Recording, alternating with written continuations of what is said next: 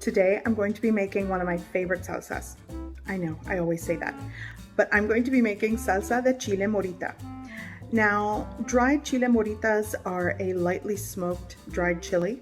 You could substitute it with chipotle peppers and adobo sauce. It doesn't taste exactly the same, but it does have that spicy, smoky flavor. Either way, this is simple to make, very easy and delicious. It's gonna go perfect with my quesadillas. Here we go.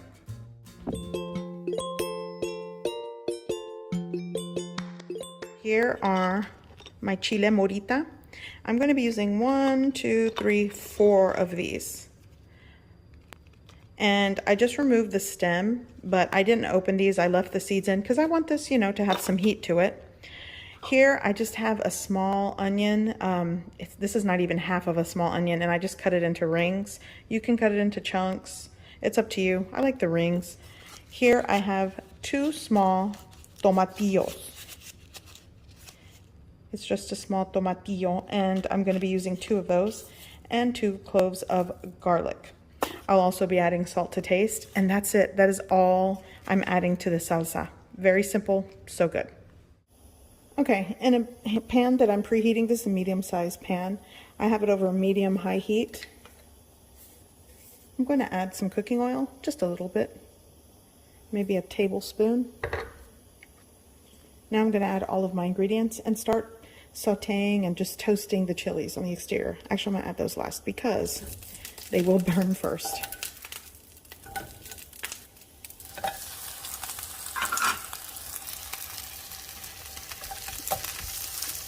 I'm just going to get these chilies toasted on the outside, and I might actually have to turn the flame down to low. You don't want to burn this, but you want it to sort of toast. And I did rinse them. You'll want to rinse your chilies well because they do come with debris. And just get them toasty on the exterior. Here I have some boiling water. And I'm going to shut off the heat here. Just let that sit for a second. And my chile morita is definitely toasted on the exterior. A good indication that you're ready to take these off is if you can kind of smell that aromatic smokiness. And they sort of start to rise and fall in the center, meaning, you know, they've heated through in the center, things are warming up, so it's time to soak them. So I am going to place these in my boiling water, well, hot water here. I'm going to let them steep. I'm also going to add the tomatillos and just let that steep for about 15-20 minutes. And the heat is off, by the way. Now for the onion, I'm just going to take them off and place them on a dish. And the garlic, you'll notice I left the skin on. You'll want to do that so when you're sauteing, they don't burn. I'll remove the skin before I start to mash these up. Okay. So this is done, and once my chilies are soaked, I'll show you the next step.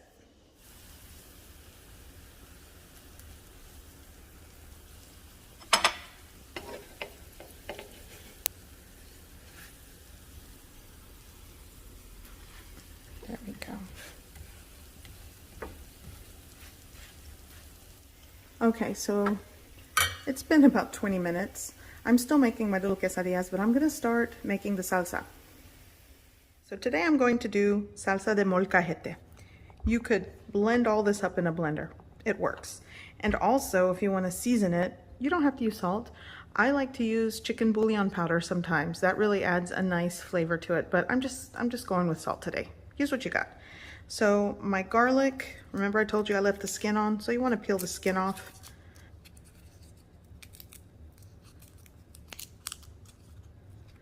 There we go. And just start mashing and grinding this in the molcajete. I'll start with one. I'm gonna start mashing and grinding my chile morita.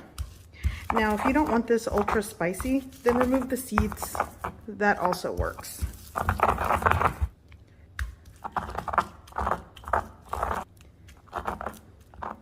Oh my gosh, this already smells so good.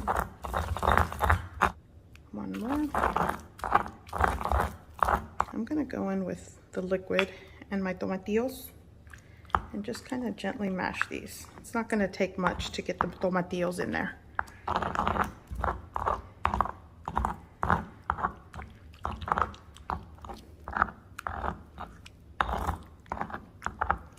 Now for the onion. Probably should have added that with the garlic, but I just sort of break it apart. It's soft enough. But if you want to leave it kind of in the slices and whole, that works as well. So I left the onions chunky, and I added some spring onion or scallion whites. That is optional. I like things oniony, but this is it. And you'll want to add salt to taste. I added salt already. Here's my salsa de chile morita. Okay. So I'm gonna take one of my melty quesadillas, add some of the chile morita. By the way, this is the spicier version because I left all the seeds in. And here's a delicious simple quesadilla.